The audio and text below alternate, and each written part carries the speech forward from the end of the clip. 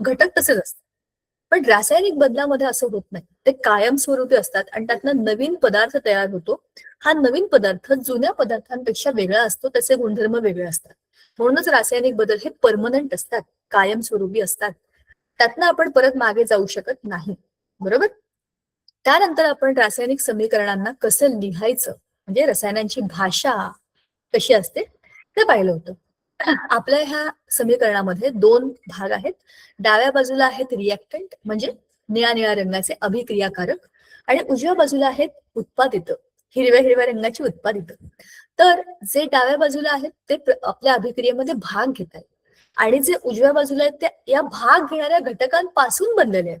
आणि त्याच्या मधल्या बाजूला जो बाण आहे तो आपली रासायनिक अभिक्रिया डावीकडून उजवीकडे जातोय असं दर्शवतोय, दिशा दाखवतोय. ही जर उलट्या बाजूला असेल तर आपण काय म्हणू, ही उलटी झाली आहे, म्हणजे रिव्हर्सिबल. त्याला काय म्हणतात, दोन्ही रिव्हर्सिबलला काय म्हणतात तुम्हालाच माहितीये तो मराठी शब्द काय आहे. तर अशी पुढे आणि मागे दोन्ही बाजूला जातात ना अशा अभिक्रिया, तर अशी मागच्या बाजूला गेली तर ती उलट फिरते. म्हणजे हाच ZnSO4 प्लस Cu जर मी उलटा बाण काढला तर त्यातनं कॉपर सल्फेट आणि झिंक असं मिळेल मला. बरोबर. थोडक्यात अभिक्रियेमध्ये बाण हा दिशा दाखवतो की कोणामधून काय मिळालेलं. आता खालच्या बाजूला जे ब्रॅकेटमध्ये आपण लिहिले AQS वगैरे हे सगळं काय आहे, त्याच्यामधनं आपल्याला त्या पदार्थांच्या अवस्था कळतात. स्थायू आहे का, द्रव आहे का, वायू आहे.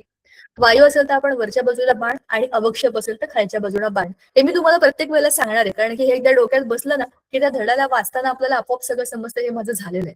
बरोबर. आता असंतुलित समीकरणांना आपण संतुलित करायचं म्हणजे काय करायचं.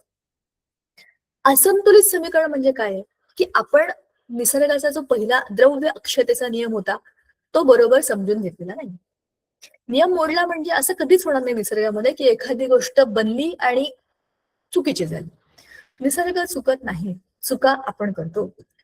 असंतुलित समीकरण म्हणजे काय आहे की आपण निसर्गाचा अक्षय्यतेचा नियम, द्रव्य आपण बनवू शकत नाही आणि द्रव्य आपण संपवू पण शकत नाही, ते अभिक्रियाकारकांमधनं उत्पादितांमध्ये रूपांतरित होतं. बरोबर. तर मग अशा याच्यामध्ये आपल्याला काय माहितीये की इकडचे आणि इकडचे म्हणजे डावे आणि उजवे. आता डावे आणि उजवे मी राजकारणातल्या लोकांबद्दल बोलत नाहीये, मी अभिक्रियेतल्या लोकांबद्दल बोलते.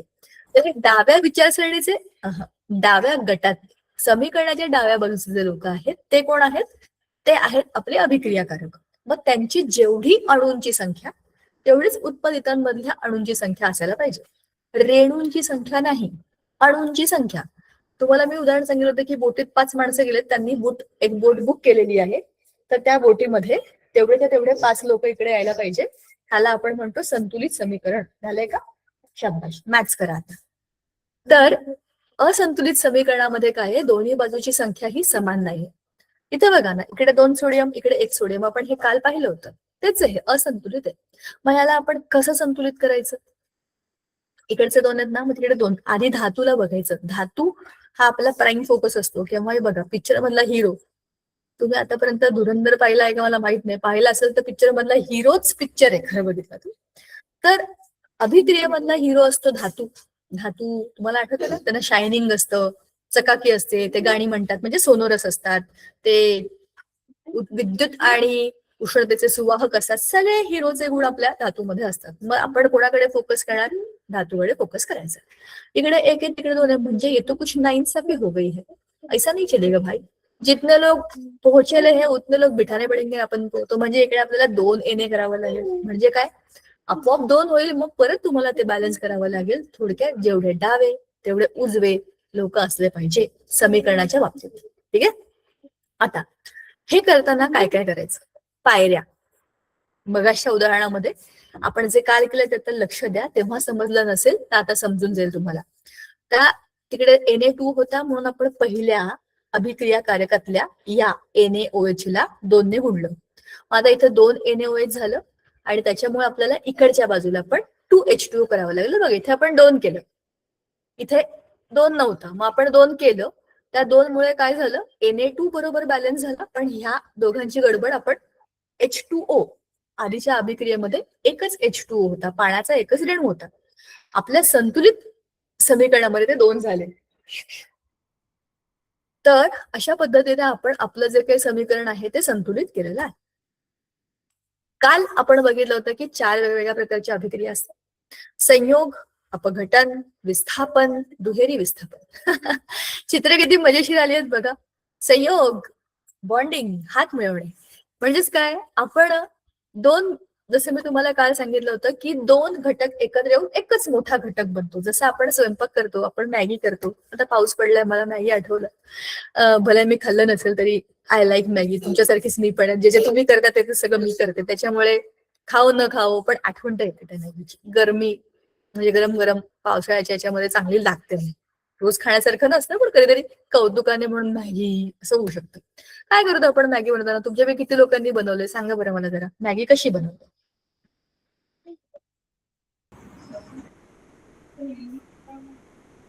कधी बनवलीय का तुम्ही? मी काय मॅगीची मार्केटिंग करत नाहीये. मी तुम्हाला विचारते की तुम्ही कधी बनवलंय का? सगळ्यात सोपा पदार्थ आहे स्वयंपाकातला, म्हणून विचारतोय.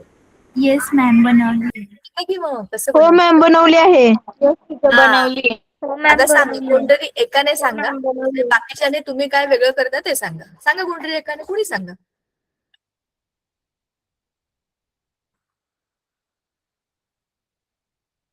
काय माहिती कशी बनवली आहे, एवढी काय सिक्रेट रेसिपी आहे?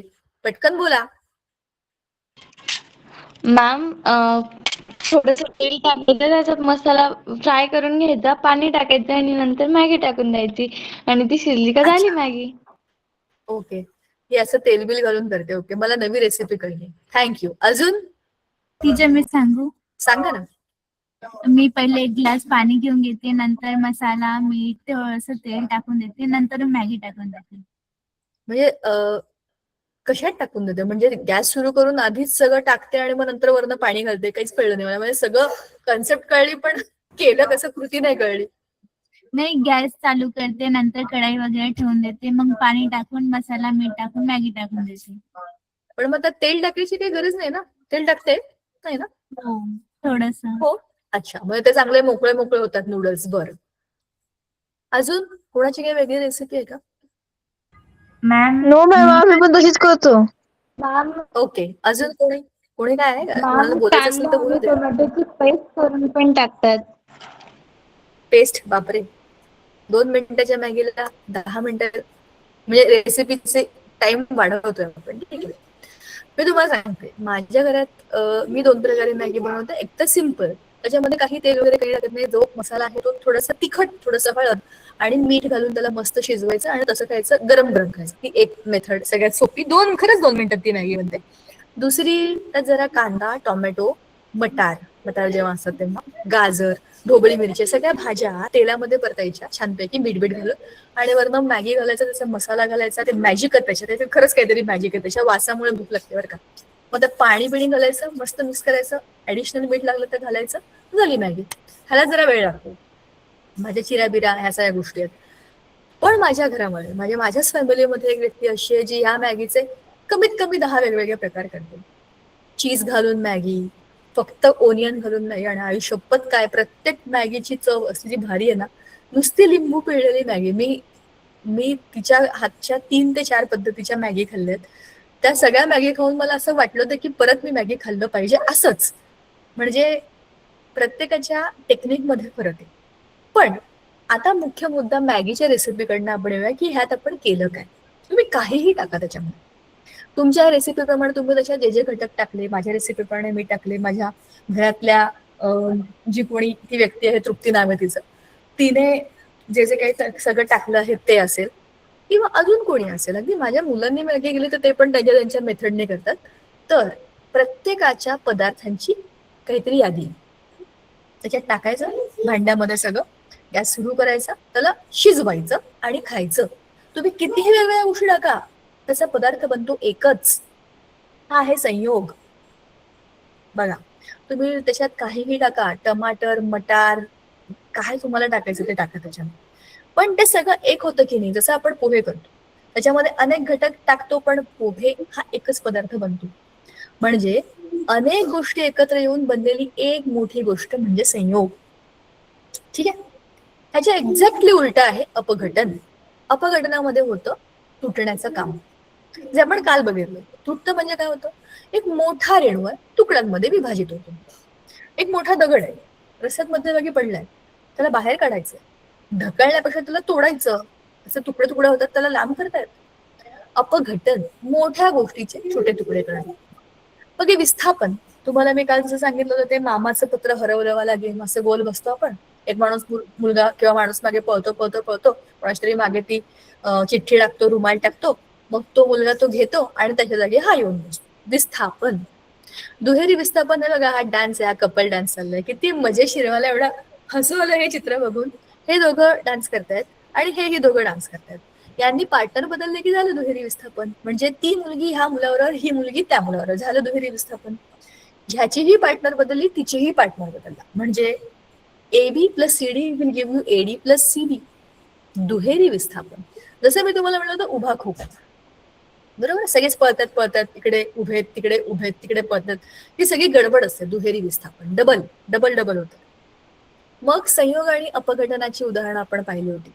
एक होतं कॅल्शियम ऑक्साईड आणि पाणी एकत्र केल्यावरती कॅल्शियम हायड्रॉक्साईड आणि उष्णता. हे आपण काल बघितलं होतं बघा, किती छान चित्र आहे. एका मेटलच्या बादलीमध्ये कॅल्शियम ऑक्साईड, त्यातनं वरनं पाणी घालतात, दिसतंय का वाफ आली. म्हणजे कॅल्शियम हायड्रॉक्साईड जे बनलं ते आहे बेस. कॅल्शियम हायड्रॉक्साईड काय आहे? बेसिक आहे, अल्कली सबस्टन्स आहे तो. OH ग्रुप आहे ना त्याच्यामध्ये, H प्लस असेल तर आम्ल, OH असेल तर काय आम्लारी, आम्लारी आहे आणि चांगला कडक आम्लारी आहे, स्ट्रॉंग आम्लारी आहे. मग त्याच्यामुळे उष्णता बाहेर पडते आणि ते आपल्याला त्या चित्रामध्ये दिसते. बरोबर, झाली संयोग अभिक्रिया. दुसरी आहे अपघटन. सगळ्या प्रकारचा कचरा, घाण, जे जे काही आपण ऑर्गॅनिक वेस्ट तयार करतो, फेकतो, शेण बीड काय असतील, पाला पाचोळा, शेतातला कचरा, आपल्या घरातला ओला कचरा, हा सगळ्याचं अपघटन होतं. आणि इथं काय आहे चित्र, बायोगॅस प्लांट. त्याच्यामध्ये तुम्ही हे सगळं टाकल्यानंतर, शेणखत वगैरे सगळं टाकल्यानंतर त्यातनं जो वायू तयार होतो तो अपघटनच नाही तर दुसरं काय आहे.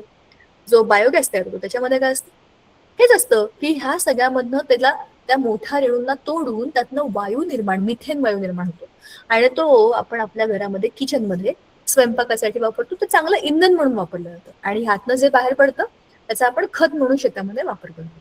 तर अशा पद्धतीने आपण अपघटन आपल्या आजूबाजूला बघतच असतो. हे आपोआप होतं, तुम्हाला करायची गरज नाहीये, आपोआप होतच. आपल्या पोटामध्ये आपण जे काही अन्न खातो त्याचं अपघटन होतं. मोठ्या मोठ्या, आपण एवढे मोठे मोठे अन्नाचे घास खात असतो, ते काय आपल्या पोटामध्ये घास फिरत नाही, त्याचे तुकडे होतात. मोठ्या शर्करेच्या एका रेणूचं अपघटन होतं आणि त्याचे छोटे छोटे छोटे कण बनतात. आपल्या शरीराला जे हवं ते शरीर शोषून घेतं, जे नको ते बाहेर टाकून देतं. या सगळ्या प्रक्रियेमध्ये अपघटन हे सगळ्यात महत्वाचं आहे.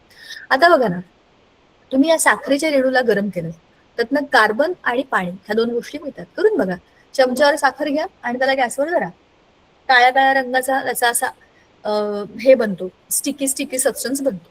अपघटन झालं, ते तुटला ना तो रेणू. आता पुढे विस्थापन आणि दुहेरी विस्थापन हे आपण काल पाहिलेलं होतं. कॉपर सल्फेट आणि झिंक ह्याचं आपण काल चित्र पण बघितलेलं होतं, बरोबर. ह्या कॉपर सल्फेटच्या निळ्या निळ्या सोल्युशनला आपण जेव्हा झिंकची पावडर त्याच्यामध्ये टाकून बघतो तेव्हा त्याचा रंग होतो कलरलेस, म्हणजे त्याचा रंगच चालला जातो, निळा रंग पांढरा होतो किंवा कलरलेस होतो. म्हणजेच काय झालं, ह्याच्यामध्ये काहीतरी बदल झालेला आहे, रासायनिक अभिक्रिया झाली आहे, विस्थापन झालंय. कॉपरची जागा झिंकने घेतली. मग आहे खाली दुहेरी विस्थापन. ह्याच्यामध्ये काय होतं, आयन ह्यांची जागा अदलाबदल करतात आणि सगळ्यात महत्वाची गोष्ट याच्यामध्ये अवक्षेप तयार होतो. ज्या वेळेला रासायनिक अभिक्रियेमध्ये दुहेरी विस्थापन आपण बघतो त्यावेळेला त्याच्यामध्ये अवक्षेप तयार होतो. हे कंपल्सरी. अवक्षेप म्हणजे खालच्या बाजूला काहीतरी येऊन जमा व्हायला पाहिजे. हे झालं की समजायचं दुहेरी विस्थापन झालं. आयन अदलाबदल करतात त्यांची जागा आणि काहीतरी अवक्षेप बनतो. कोणत्याही अभिक्रियाकारकांना तुम्ही बघा, ह्या दोन गोष्टी त्याच्यामध्ये व्हायला पाहिजे. ठीक आहे. आता आपल्याला इथे उदाहरण दिलं AgNO3 प्लस NaCl. AgCl म्हणजे सिल्वर क्लोराईड आणि NaNO3 हे दोन घटक आपल्याला मिळाले. त्यांच्या जागा बदलल्या म्हणजे झालं दुहेरी विस्थापन, बरोबर की नाही. आता जसं मी तुम्हाला काल सांगितलं होतं, काही अभिक्रियांमध्ये उष्णता घेतली जाते, काही अभिक्रियांमध्ये उष्णता बाहेर टाकली जाते. कालच्या उदाहरणामध्ये आपण पाहिलं होतं की जेव्हा आपण आम्ल पाण्यामध्ये विरघळवतो तेव्हा आम्ल कोपऱ्यातून, भांड्याच्या कोपऱ्यातून हळूहळू ऍड केलं जातं आणि इकडनं आपण त्याला हळूहळू मिक्स करतो, तरी सुद्धा ते भांड तापतं. काचेचं असतं ना, मोठे कंटेनर असतात, बोरोसिलिकेट ग्लासचे असतात जनरली. लॅब मधले सगळं साहित्य जे असतं ते चांगली पक्की काच असते ती, पण तरी ती तापते, कारण ह्या अभिक्रियेमध्ये उष्णता बाहेर पडते. ही रासायनिक अभिक्रिया नाहीये, ते फक्त त्याचं मिश्रण बनवतोय आपण, तरीही उष्णता बाहेर पडते, ती आपल्याला जाणवते. जेव्हा आपण पाण्याचा बर्फ बनवतो तेव्हा आपण काय करतो, ते पाणी आपण फ्रीजरमध्ये ठेवतो. फ्रीजमध्ये पण नाही, फ्रीजरमध्ये ठेवतो. तिथे उष्णता खूप कमी आहे, तिथे थंडच आहे सगळं, बरोबर की नाही? म्हणजेच काय, आपण उष्णता काढून घेतली. उष्णता काढून घेतली म्हणजे पाण्यातलीही उष्णता काढून घेतली जाते, आणि म्हणूनच तिथले जे अणु रेणू आहेत त्यातले, ते त्यांच्या त्यांच्या जागी घट्ट होत आहेत, आणि म्हणूनच काय त्याच्यातनं उष्णता काढून घेणे, बरोबर. म्हणजे उष्मा काय बरं म्हणतात त्याला, उष्णता काढून घेतलेले एंडोधर्मिक आहे, उष्माग्राही आहे. ही पण एक भौतिक उदाहरणाचं तुम्हाला मी आपल्या रोजच्या दैनंदिन आयुष्यातलं आहे म्हणून सांगितलंय. ही रासायनिक अभिक्रिया नाहीये, अवस्थांतर रासायनिक अभिक्रिया नसते.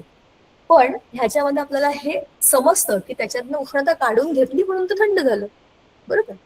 उष्माग्राही आणि उष्मादायी, उष्णता बाहेर टाकणारे आणि उष्णता आत घेणारे, असे दोन प्रकार आपण ह्या चारही, म्हणजे आपले संयोग, अपघटन, विस्थापन आणि दुहेरी विस्थापन, ह्या चारही अभिक्रिया ह्या दोन मुख्य गटामध्ये टाकता येतात. एक तर उष्णता घेते किंवा उष्णता दिली जाते. अभिक्रियांच्या कोणत्याही प्रकारला तुम्ही ह्या दोन मुख्य गटांमध्ये टाकू शकता. जसं आपण सजीवांचा अभ्यास करतो बघा, सजीवांच्या अभ्यासामध्ये एक प्रकारे आपण त्याचं वर्गीकरण करतो की ते जमिनीवर राहतात का पाण्यात राहतात का जमीन पाणी दोघांवर, बरोबर की नाही?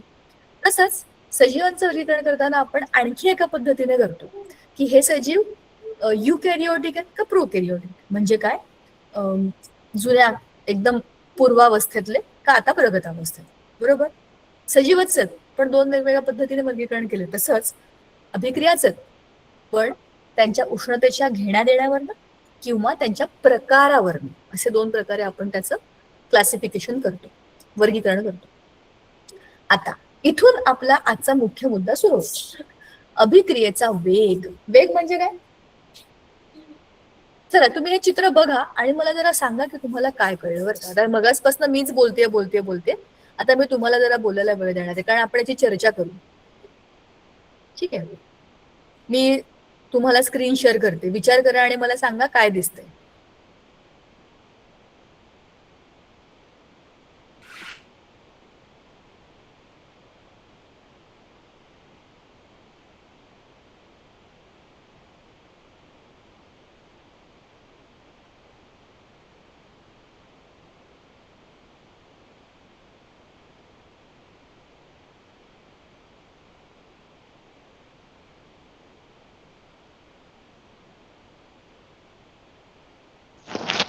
मॅम यात अभिक्रियेचा वेग दाखवला आहे.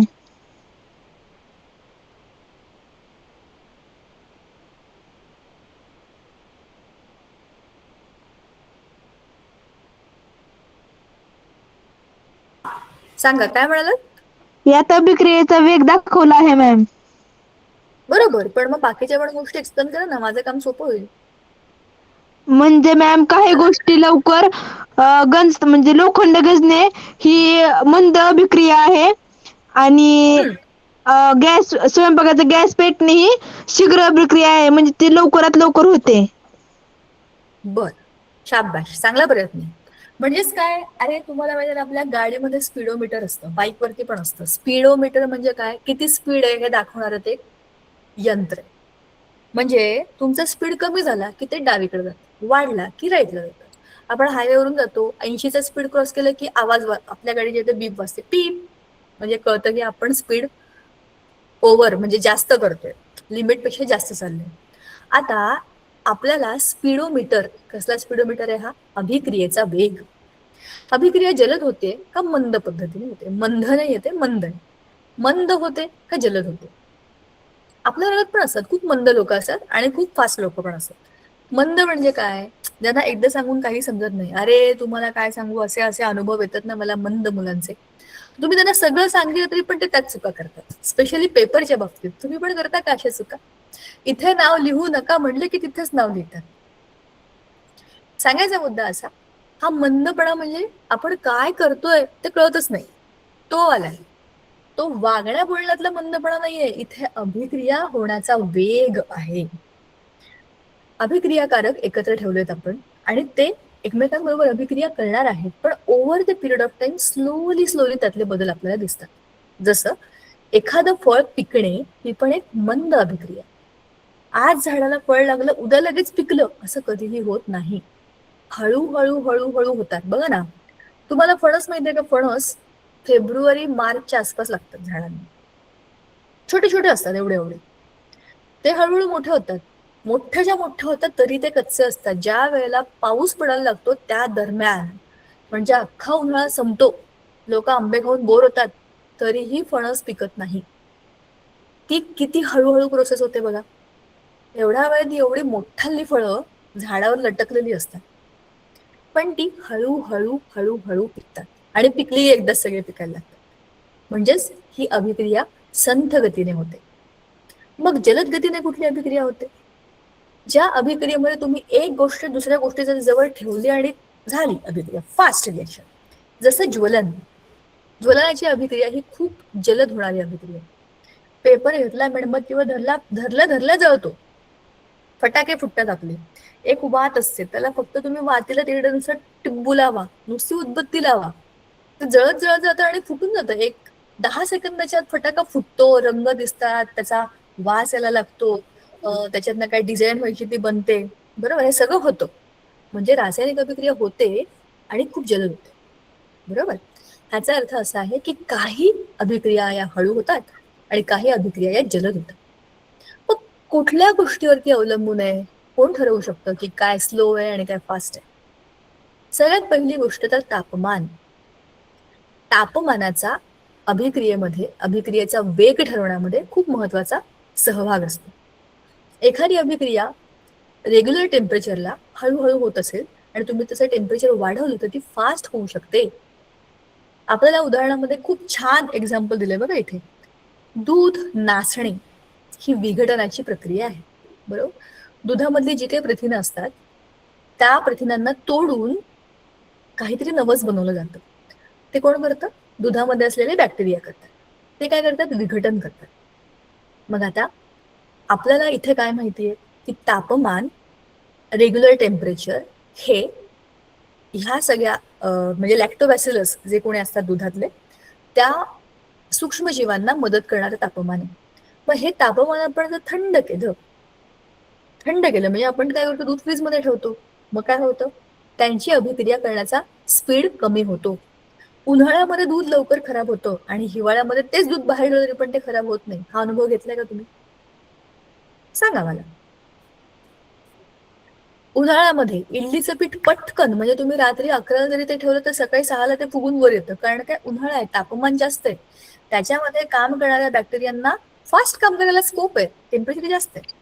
पण ते मॅम, उष्णतेच्या ठिकाणी सूक्ष्मजीवांची वाढ फास्ट होते आणि थंड ठिकाणी सूक्ष्मजीवांची वाढ खूप हळू गतीने होते.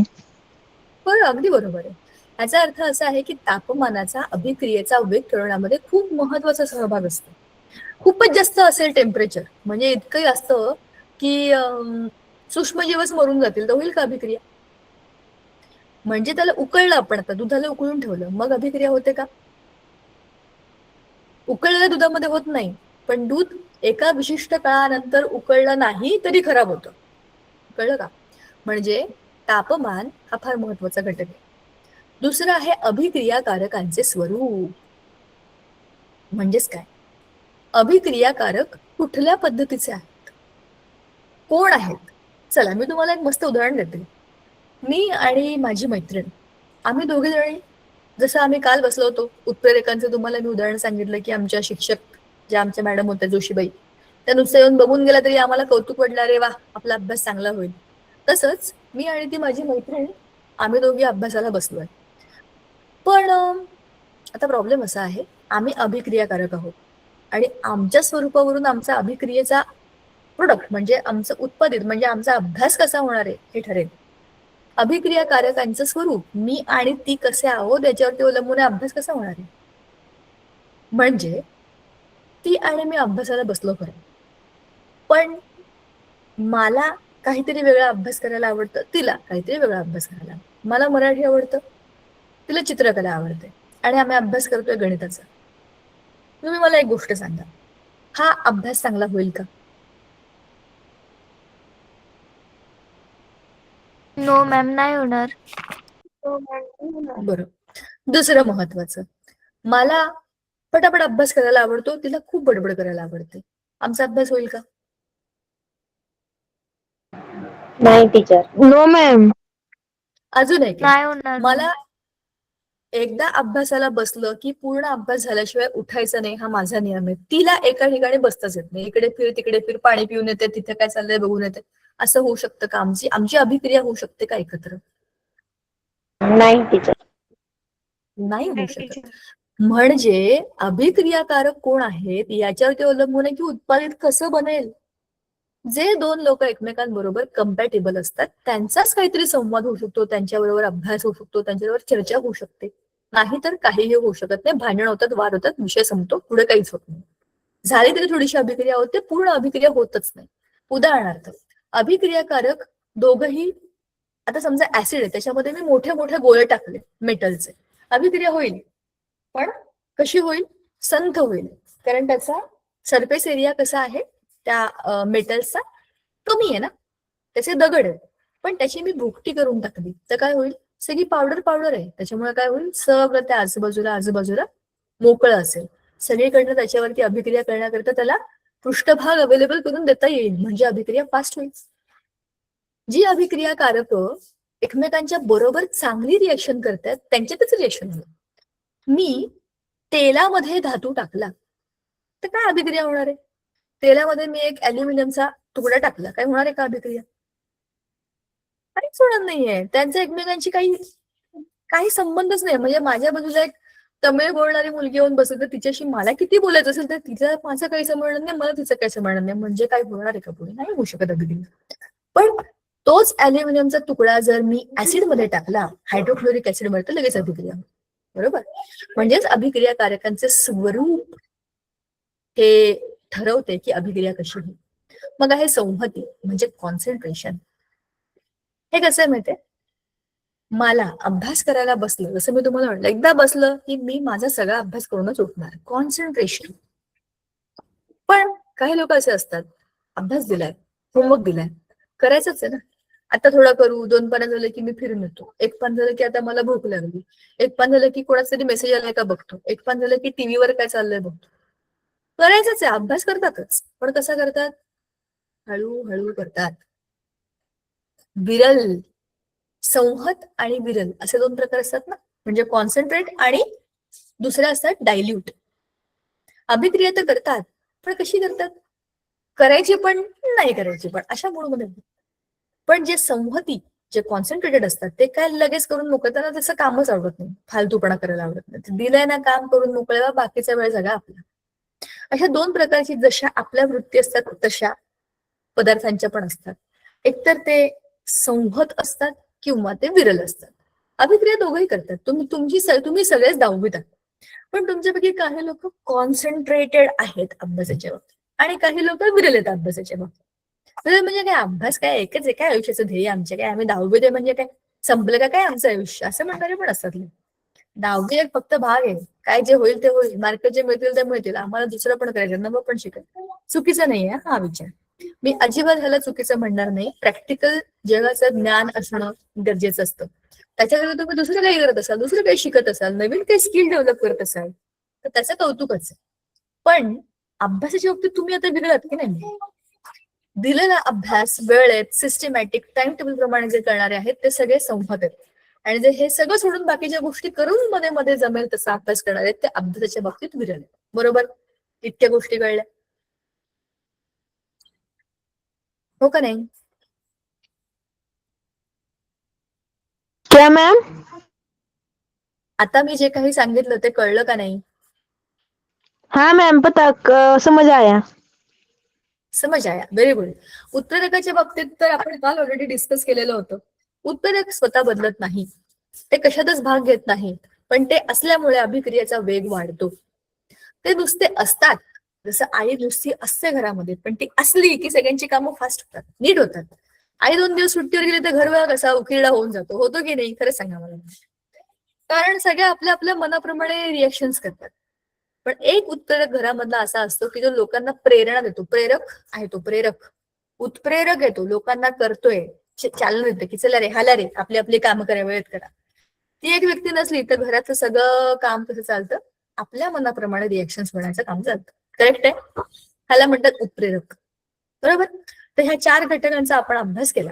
आता जरा आपण एकदा पुस्तकात पण बघूया काय आहे. हा मग चला, हा एक भाग झाला की आपण पुस्तकात बघू, कारण की मग क्षरण हा एक वेगळा मुद्दा येतो. बघा, कणांचा आकार आणि वेग, शहावादी फरशीचा प्रयोग. मस्त आहे बघा, चित्रातच दिलाय. इथे आपल्याकडे एक म्हणजे 2 टेस्ट ट्यूब घेतले. टेस्ट ट्यूब म्हणजे प्रयोग परीक्षा नळ्या. परीक्षा नळ्या. 2 परीक्षा नळ्या आहेत. त्याच्यामध्ये एका परीक्षा नळीमध्ये आपण ऍसिड टाकलंय, दुसऱ्या याच्यामध्ये आपण ऍसिड टाकले आणि याच्यामध्ये मोठे मोठे तुकडे टाकले शहावादी फरशीचे आणि याच्यामध्ये अशी भुकटी केली. ह्याच्यामध्ये अभिक्रिया होते बघा, हळूहळू बुडबुडे निघतात. याच्यात बघा चाललाय असं धूम करून चाललाय सगळा फेस. जलद अभिक्रिया होते, कारण की त्याच्यामध्ये फरशीचे तुकडे केलेले आहेत, बारीक बारीक तुकड्यांचेही तुकडे, भुकटी केलेली आहे. तेवढ्या सगळ्या पृष्ठभागाला डिरेक्टली तुम्ही त्याच्या रिएक्शन बरोबर एक्सपोज केलं. तर तसं नाहीये, इथे समोर समोरचा जो पृष्ठभाग आहे तेवढ्याचीच अभिक्रिया होईल, संत होईल, पण इथे जलद होईल. म्हणजे अभिक्रियाकारकांच्या कणांचा आकार जेवढा लहान असेल तेवढा अभिक्रियेचा दर हा जास्त असतो. बरोबर. हा महत्वाचा मुद्दा आपण आता बोललो. आता पुढच्या 2 गोष्टी आपण जरा पुस्तकातनं बघू, म्हणजे काय होईल, पुस्तकालाही जरा बघितल्यासारखं होईल. एक मिनिट हा.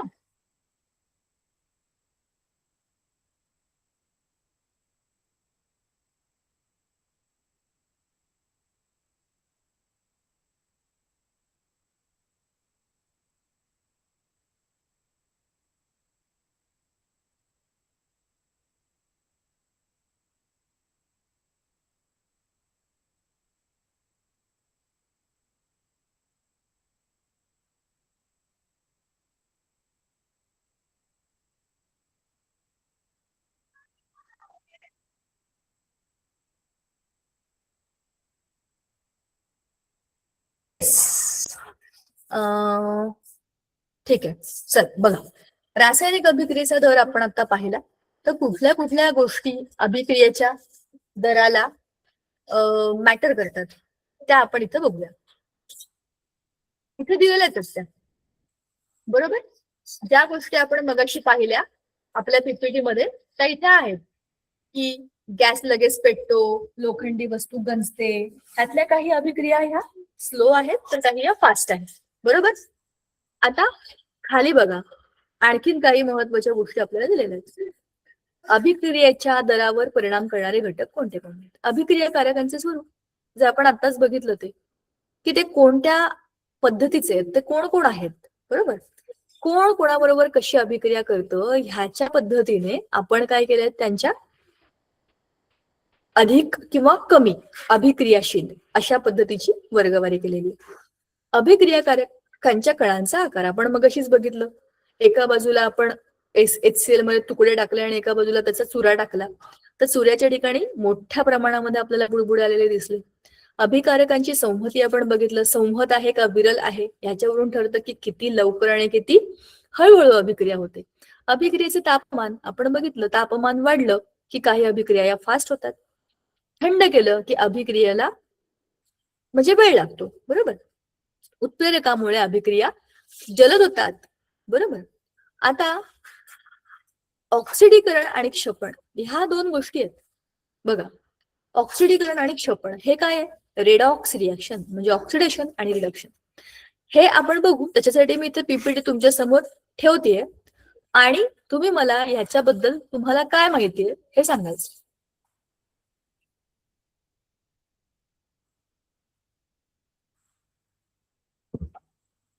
मॅम, एक क्षरण अभिक्रिया आहे म्हणजे वस्तू गंजणे. बरोबर. काय गंजलेलं दिसतंय सांगा बरं.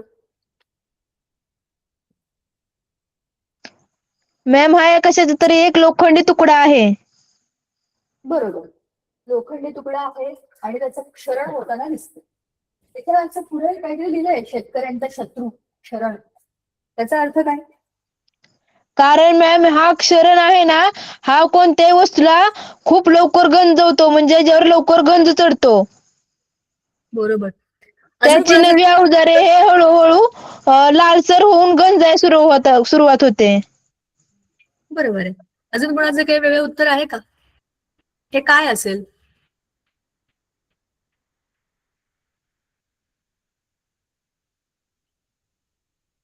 अरे हे शेतीमध्ये वापरतो ना आपण, हे बघा ना, ते तण काढत असतो बघा, मॅम करवत. करवतही? बापरे, हो का? मला तरी खुरपं वाटलं होतं हे छोटस, इकडचं हँडल निघाल्यासारखं वाटलं होतं, जे काही असेल. पण अशी अनेक आपली शेतीतली जी काही साधन सामग्री असते ती लोखंडाची असते, बरोबर. आणि लोखंडाला खूप लवकर गंज चढतो. म्हणजे ते अगदी गवत कापायचं पातं असतं, किंवा परशू असतो, किंवा कुदळ फावडं, ह्या सगळ्यामध्ये लोखंडच असतं. त्याला तुम्ही काळ्या रंगाने पेंट केलेलं असलं काय आणि नसलं काय, पण त्याला गंज चढतोच. आणि गंज चढला की आपल्या वस्तू हळूहळू हळूहळू खंगत जातात, खराब होत जातात. या लोखंडाच्या पृष्ठभागावरती हा काय आहे? एक प्रकारे पाण्याच्या म्हणजे बाष्पाच्या अभिक्रियेमुळे झालेला लालसर असा थर जमा झालेला आहे बघा. फेरस प्लस आणि 2 ऑक्सिजन, ह्याला म्हणतात ऑक्सिडेशन. ऑक्सिडेशन अभिक्रिया म्हणजेच काय आहे? ऑक्सिडीकरण अभिक्रिया. त्याच्यामध्ये इलेक्ट्रॉन निघून जातात, धातूचे कॅटायन बनतात. ठीक आहे, कॅटायन बनतात. आणि हे कुठे होतं? ऍनोडकडे होतं. त्याच्यात थोडंसं उलट आहे बरं का. ऍनोड आणि कॅथोड असे दोन भाग असतात. आता तुम्हाला ऍनोड आणि कॅथोड तुम्ही झालं का? तुम्हाला फिजिक्सच्या एका तरी धड्यामध्ये झालं असेल. ऍनोड कॅथोड हे शब्द तुम्ही ऐकलेत का आतापर्यंत? ऐकले असतीलच, म्हणजे शिवाय तुम्ही 10वीत गेला नसालच. ऍनोड कॅथोड हे शब्द ऐकलेत ना?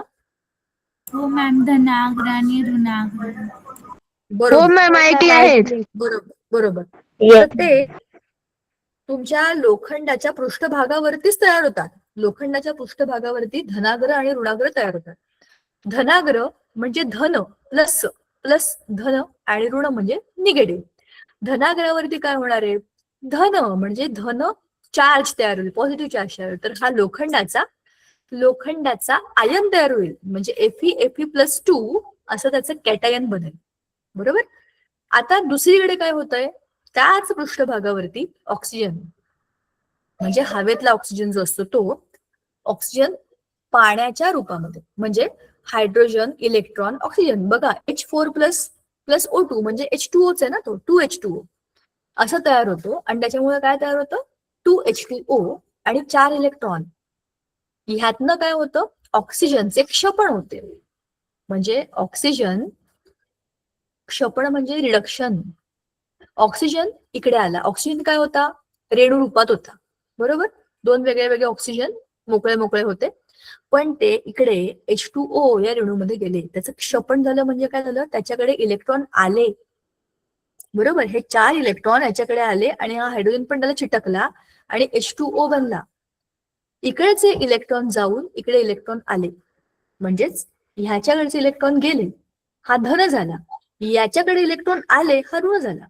अभिक्रियेमधले हिरो आणि हिरोईन कोण आहेत? हा फेरस आहे आणि ही ऑक्सिजन आहे. प्रत्येक पिक्चर मध्ये हिरो आणि हिरोईन असते. आपण सोपं करूया आपल्या लक्षात ठेवायला. हा हिरो आहे, याने इलेक्ट्रॉन दिले. ही हिरोईन आहे ऑक्सिजन, आणि तिने इलेक्ट्रॉन घेतले. जो देतो तो हिरो, तो पॉझिटिव्ह, म्हणजे तो कोण? धन अग्र. जो घेतो तो निगेटिव्ह, तो कोण असतो? ऋण अग्र, बरोबर. ज्याच्याकडचे इलेक्ट्रॉन गेले त्याचं होतं ऑक्सिडेशन, ज्याच्याकडे इलेक्ट्रॉन आले त्याचं होतं क्षपण, बरोबर. आता Fe+2 आयन पाण्यासोबत अभिक्रिया करून लाल रंगाचा गंज तयार करतात. हा Fe+2 बनला. आता हा काय करतो? ह्या पाण्याबरोबरच अभिक्रिया करतो आणि Fe2O3 आणि XH2O म्हणजे 2H2O, 3H2O, 10H2O, generally 10H2O असा मोठ्याच्या मोठ्या रेणू बनवतात. याच लोखंडाच्या पृष्ठभागावरती काय काय चाललंय बघा. कुठे धनाग्र बनतंय, कुठे ऋणाग्र बनतंय, कोण इलेक्ट्रॉन देत आहे, कोण इलेक्ट्रॉन घेत आहे. त्याच्यामधनं नवीनच काहीतरी गोष्ट बनलेली आहे आणि ती या पृष्ठभागावरती अशी एकावर एकावर एकावर एक थरावर थर लावत चालली आहे. तर गंजणं ही काही साधी ऑक्सिजनची अभिक्रिया नाहीये. ती एक विद्युत रासायनिक प्रक्रिया आहे. ती एक इलेक्ट्रोकेमिकल रिएक्शन आहे. ह्याच्यामध्ये इलेक्ट्रॉनची देवाणघेवाण होते, ह्याच्यामध्ये रासायनिक बदल होतात, ह्याच्यामध्ये एक नवी वस्तू तयार होते आणि ती जुन्या वस्तूच्या पृष्ठभागावरती चढत जाते. बरोबर. नवीन गाड्या, नवीन सायकली, नवीन हत्यारं जी काही आपल्याकडे असतात ती खूप चांगले असतात म्हणून त्याला धार लावावी लागते. म्हणजे गंज काढतो ना आपण त्याला, नाहीतर खराब होतात ते. बरोबर. आता अन्नाची नासाडी म्हणजे खवटपणा म्हणजे रॅन्सिडिटी. खराब अन्न बघा, तुम्ही एखाद्या वेळेला भाजी किंवा वरण असं बाहेर ठेवलं फ्रीजच्या बाहेर आणि तुम्ही घरी नसलात, बाहेरच राहून गेलं ते बराच वेळ, तर त्याचा एक विचित्र वास येतो, त्याची चव बदलते आणि ते कळतं आपल्याला की ते खराब झाले. तर हे का होतं? कारण की त्याच्यामध्ये अपघटन होतं. अपघटन त्याच्यामध्ये जे काही अन्नपदार्थ होते त्यांचं अपघटन झाल्यामुळे त्याचा विचित्र वास यायला लागतो. तेल आणि स्पेशली तुम्ही ते डोक्याला लावायचं पॅराशूट ऑइल वगैरे जर बघितलं ना, तर त्याची एक्सपायरी संपून गेली आणि ते तसंच त्या डब्यात राहिलं तर त्याचा एक विचित्र वास यायला लागतो, विचित्र दुर्गंध येतो. त्याला म्हणतात ऑक्सिडेशन. त्याचं हवेतल्या ऑक्सिजन बरोबर संपर्क आल्यानंतर अपघटन होतं. म्हणूनच काय होतं, त्याची चव बदलते, असं खवट लागायला लागतं. खोबरं पण बघा, खोबरं लवकर खराब होतं. मग त्याचा हवेशी संपर्क टाळण्याकरता आपण काय करतो, हवाबंद डबे वापरतो. अशा हवाबंद डब्यांमध्ये हवेचा संपर्क टाळला जातो आणि मग त्याच्यामुळे ऑक्सिडेशन होत नाही. ठीक आहे. आता हा भाग जरा आपण आपल्या पुस्तकात बघू. 2 मिनिटं आहेत आपल्याकडे अजूनही, कारण की रॅन्सिडिटी झाली. शेवटचं महत्वाचं आहे, हे आपण बघूया. पुढच्या वेळेला पीपीटी बघितली नाही बघितली तरी काही नाहीये, पण हा शेवट आहे. विज्ञान हे काय आपल्या फक्त पुस्तकात नाहीये, ते आपल्या जगण्यात आहे. हो की नाही? तर आपल्या आजूबाजूला हे जे काही आपण सगळं बघतो ह्या सगळ्या रासायनिक अभिक्रियाच आहेत. किती छान वाक्य आहे. त्या प्रयोगशाळेतल्या नाही आहेत. ह्या रासायनिक अभिक्रिया फक्त काही प्रयोगशाळेतल्या चंचुपत्रात घडत नाही. त्या आपल्या शेतातल्या मातीपासून आपल्या स्वयंपाकघरात, आपल्या रोजच्या आयुष्यात, अगदी आपल्या शरीरामध्ये सुद्धा रोज घडतात. म्हणजेच काय, आपण रोज विज्ञानासोबतच जगतो आणि प्रश्न विचारत राहा आणि प्रयोग करत राहा. मला फार आवडलं हे. चला आता इथून जाऊ आपण आपल्या मुद्द्याकडे. बघा, पुस्तकाकडे चला. ऑक्सिडीकरण आणि क्षपण. ऑक्सिडीकरण होतं म्हणजे काय होतं, Mg आणि O2 काय बनला, 2MgO. कार्बन आणि ऑक्सिजन काय बनला, कार्बन डायऑक्साईड. Mg आणि H2 काय बनला, Mg धातू वेगळा आणि H2 गॅस वेगळा. CH3 हे काय आहेत, हा आहे इथेन. ह्याचा काय झाला, इथिन. काय झाला, एकच बंध होता, इथं दुहेरी बंध झाला आणि इकडचा एक हायड्रोजन आणि इकडचा एक हायड्रोजन निघून गेला, म्हणजे विघटन. बरोबर, विघटन झालं. आता ह्याच्यामध्ये ऑक्सिडीकरण काय आणि दुसरं क्षरण म्हणजे काय हे आपल्याला बघायचंय. ऑक्सिडीकरण अभिक्रियेमध्ये काही विशिष्ट घटक पण आपण टाकतो, जसं की K2Cr2O7 असेल किंवा KMnO4 असेल. बघा, KMnO4, K2Cr2O7 ह्या सगळ्यांना आपण म्हणतो इंडिकेटर्स किंवा हे आहेत आपले ऑक्सिडायझिंग एजंट्स. त्यांना ऑक्सिडंट असंच म्हणतात. इंडिकेटर म्हणण्यापेक्षा त्यांना आपण ऑक्सिडायझिंग एजंट म्हणू. हे रंगीत असतात, रंगीबेरंगी असतात आणि ऑक्सिडेशन झालं की त्यांचा रंग बदलतो. म्हणजे हे आपल्याला कळतं की काहीतरी अभिक्रिया घडलेली आहे. पण अभिक्रिया घडली म्हणजे काय झालं, ऑक्सिडेशन झालं किंवा रिडक्शन झालं म्हणजे काय झालं हे आपल्याला समजायला पाहिजे. बरोबर. थांबा, ह्याच्याकरता आपल्याला आपल्या 10वीच्या अभ्यासामध्ये खूप काही ह्याच्याबद्दल दिलेलं नाहीये, पण मी तुम्हाला सांगते अभिक्रियेमध्ये ऑक्सिडेशन झालं म्हणजे काय झालं आणि रिडक्शन झालं म्हणजे काय झालं. तर इथे आपल्याला सोपं उदाहरण काय आहे बरं. ऑक्सिडीकरणामध्ये काय होतं, ऑक्सिजन ऍड होतो, हायड्रोजन निघून जातो. ऑक्सिजन आला तरी ऑक्सिडीकरण झालं, हायड्रोजन गेला तरीही ऑक्सिडीकरण झालं. इलेक्ट्रॉन गेला इलेक्ट्रॉन की काय झालं, ऑक्सिडीकरण झालं. आणि इलेक्ट्रॉन आला म्हणजे ह्याच्याकडे आला आता इलेक्ट्रॉन, त्याचं क्षरण झालं. हा इलेक्ट्रॉन गेला की याचं ऑक्सिडीकरण झालं. तर तुम्हाला हे आपोआप समजेल, हळूहळू समजेल, सगळं आत्ताच्या आत्ता लगेच कळेल असं नाहीये. तसंच ऑक्सिडीकरण आणि क्षण ह्या दोन नव्या गोष्टी आहेत. म्हणजे आपण ऐकलेल्या आहेत, पण होतात कशा हे आपल्याला सगळं आत्ताच आलंय, अभिक्रियांमध्ये आलंय. तर हे शांतपणाने आपण पुढच्या वेळेला करू आणि बघू याच्यात काय आहे.